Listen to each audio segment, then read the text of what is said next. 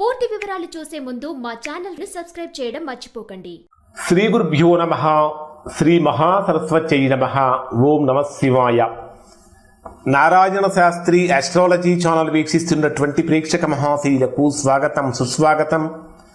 ఈరోజు మనము 2025 సంవత్సరం డిసెంబర్ నెల 1వ తేదీ నుంచి 10వ తేదీ వరకు కుంభరాశిలో జన్మించిన వారి యొక్క రాశి ఫలితాలు ఏ విధంగా ఉంటాయి, వారికి రోజువారీగా ఏ రోజు బాగుంటుంది ఏ రోజు బాగోదు అంటే రోజువారీ ప్రిడిక్షన్స్ ఏ విధంగా ఉంటాయి, ఒకవేళ ప్రతికూలతలు కనుక ఉన్నట్లయితే ఎటువంటి పరిహారాలు చేసుకోవాలి అనేటటువంటి పరిహారాలు కూడా ఈ వీడియోలో చెప్పడం జరుగుతుంది.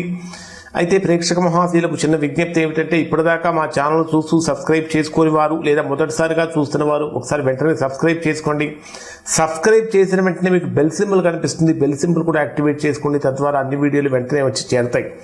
ఇక్కడ ప్రధానంగా తీసుకుంటే కుంభరాశి వారికి ఏ విధంగా ఉండబోతుంది అంటే, కుంభరాశికి ప్రధానమైనటువంటి గ్రహ మార్పు ఏమి జరుగుతున్నది అంటే, గురుడు యొక్క గ్రహ మార్పు జరుగుతున్నది. గురుడు ఇప్పటిదాకా మీ జన్మరాశికి 6వ స్థానంలో సంచరించాడు. 6వ స్థానంలో డిసెంబర్ 5వ తేదీ వరకు సంచరిస్తున్నాడు. 5వ తేదీ వరకు సంచరిస్తున్నాడు. 6వ తేదీన మీ రాశికి 5వ స్థానమైన మిథున రాశిలోకి ప్రవేశిస్తాడు. ఎప్పుడైతే గురుడు కర్కాటక రాశిని వదిలిపెట్టి మిథున రాశిలోకి ప్రవేశిస్తూ ఉంటాడు అంటే, కర్కాటక రాశిలో ఉన్నప్పుడు 5వ తేదీ వరకు భావోద్వేగాలు, కుటుంబ విషయాలు, ఆర్థిక పెట్టుబడులపై ఎక్కువగా దృష్టి పెడతారు. 6వ తేదీ నుంచి గురుడు ఎప్పుడైతే మీ రాశికి 5వ స్థానంలో ప్రవేశిస్తాడో అప్పటి నుంచి ఏం జరుగుతుందంటే, మెంటల్ యాక్టివిటీస్ అన్నీ కూడా బాగా పెరుగుతాయి, కమ్యూనికేషన్ స్కిల్స్ బాగా పెరుగుతాయి, వ్యాపారపరమైన ఒప్పందాలు కూడా చేసుకుంటూ ఉంటారు, చిన్న ప్రయాణాలు అనేవి శుభ ప్రభావం చూపిస్తూ ఉంటాయని చెప్పాలి, తెలివితేటలు పెరుగుతూ ఉంటాయి. అన్నిటికంటే ముఖ్యమైన విషయం ఏంటంటే, విశ్లేషణ సామర్థ్యం బాగా పెరుగుతుంది అని చెప్పాలి. ఇక రాహువు కూడా మీ జన్మరాశిలోనే సంచరిస్తున్నాడు. కేతువు 7వ స్థానంలో సంచరిస్తున్నటువంటి కారణం చేత సామాజిక సంబంధాలు బ్రహ్మాండంగా ఉంటాయి. కెరియర్ దిశగా అడుగులు అంటే కెరియర్ డెవలప్మెంట్ దిశగా అడుగులు ముందుకు పడుతూ ఉంటాయని చెప్పాలి. అధికారులతో అన్ని విషయాలు కూడా సానుకూలంగా మారుతూ ఉంటాయి. ప్రజల్లో కూడా మీకంటే ఒక ప్రత్యేకమైనటువంటి గుర్తింపు రావటం అన్న ఒక పేరు ప్రతిష్టలు పెంపొందించడం అనేది కూడా జరుగుతూ ఉంటుంది.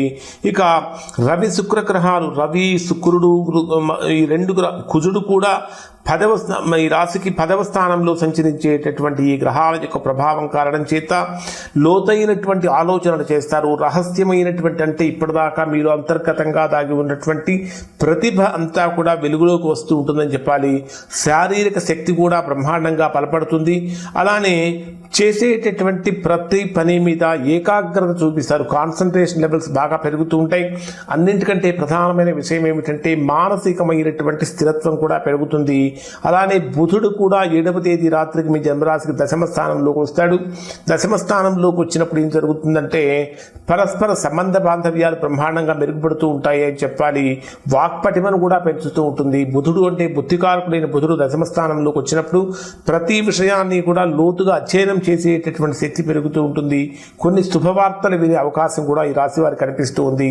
అలానే కుజుడు 7వ తేదీ రాత్రి 8 గంటలకు మీ జన్మరాశికి లాభస్థానంలోకి వస్తాడు.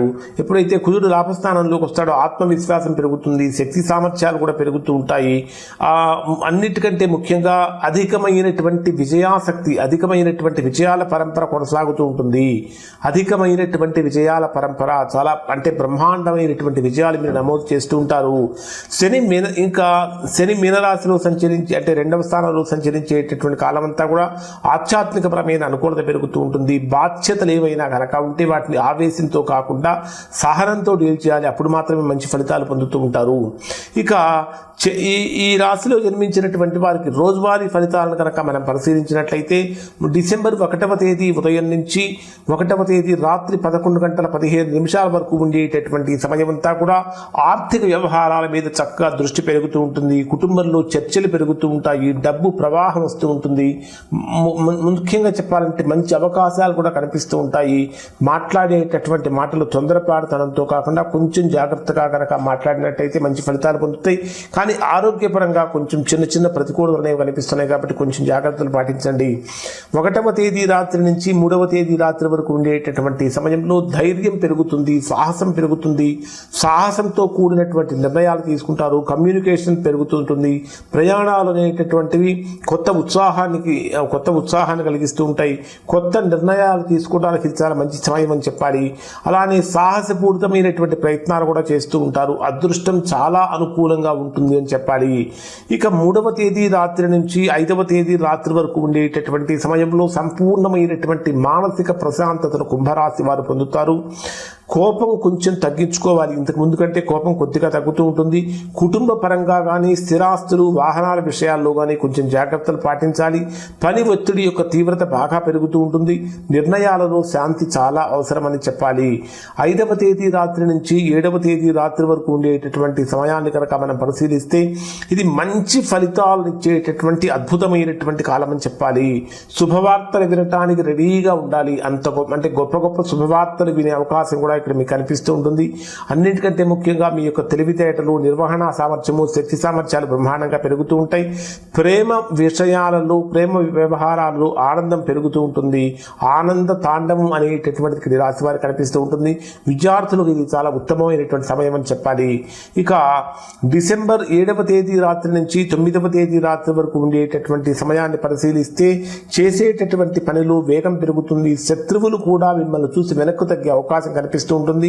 ఇప్పటిదాకా దీర్ఘకాలికంగా ఏర్పడినటువంటి వ్యాధులతో ఎవరైతే బాధపడుతూ ఉన్నారో అటువంటి వారికి ఆ వ్యాధుల నుంచి ఒక ఉపశమనం లభిస్తూ ఉంటుంది. అప్పులు చెల్లించడానికి చాలా అనుకూలమైన కాలం అని చెప్పాలి.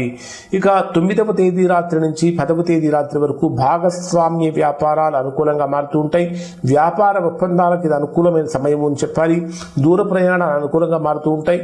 ముఖ్యంగా చెప్పాలంటే జీవిత భాగస్వామితో చక్కగా ఆవేశం లేకుండా ఆలోచనతో మాట్లాడండి. తద్వారా అర్థం చేసుకోవడానికి ప్రయత్నించండి. తద్వారా మంచి ఫలితాలు పొందుతారు. మరి ఇప్పుడు కొన్ని ప్రతికూలతలు కూడా చెప్పాము, కొన్ని ఇబ్బందులు ఉన్నాయని చెప్పాం. మరి వీటికి ఎటువంటి పరిహారాలు తీసుకోవాలంటే ఖచ్చితంగా కుంభరాశిలో జన్మించినటువంటి వారు ఓం శనైశ్చరాయ నమః అనేటటువంటి మంత్ర జపం కనీసం ప్రతిరోజు 19 సార్లు చేసుకున్నట్లయితే, ఓం శనైశ్చరాయ నమః అనే మంత్ర జపం ప్రతిరోజు 19 సార్లు చేసుకున్నట్లయితే బ్రహ్మాండమైనటువంటి ఫలితాలు పొందుతారు. అలానే సోమవారం రోజున పాలు, బీజం వీటిని దానంగా ఇవ్వటం అనేటటువంటి చాలా శుభప్రదమైనటువంటి కాలం అని చెప్పాలి.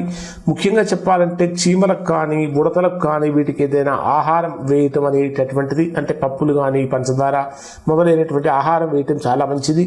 అలానే హనుమాన్ చాలీసా ప్రతి మంగళవారం పారాయణం చేయడం వల్ల కూడా చాలా గొప్ప ఫలితాలు పొందే అవకాశం కూడా కనిపిస్తూ ఉంటుంది. ఒక మాటలో చెప్పాలంటే కుంభరాశి వారికి 10 రోజులలో కూడా వరాల వర్షం కురిసే అవకాశం కనిపిస్తూ ఉన్నది అని చెప్పాలి. ఇప్పుడు చెప్పినటువంటి ఫలితాలు దాదాపుగా 90% మందికి 90% ఫలితాలు వర్తిస్తాయి. ఎవరికైతే వర్తించడం లేదో, ఎవరైతే తీవ్రమైనటువంటి ప్రతికూలతలు పొందుతున్నారో దానికి కారణం ఏమై ఉంటుందంటే వారి యొక్క వ్యక్తిగత జాతకంలో ఏర్పడినటువంటి దోషం యొక్క ప్రభావం అయి ఉంటుంది. అటువంటి సందర్భంలో ఒకసారి మీరు మీ యొక్క వ్యక్తిగత జాతకాన్ని విశ్లేషణ చేయించుకొని దోషం ఎక్కడుందో తెలుసుకొని దోష నివారణ కనుక చేయించుకుంటే చక్కగా సత్ఫలితాన్ని పొందుతారు. ఇవి కుంభరాశి వారికి సంబంధించిన ఫలితాలు. శుభం.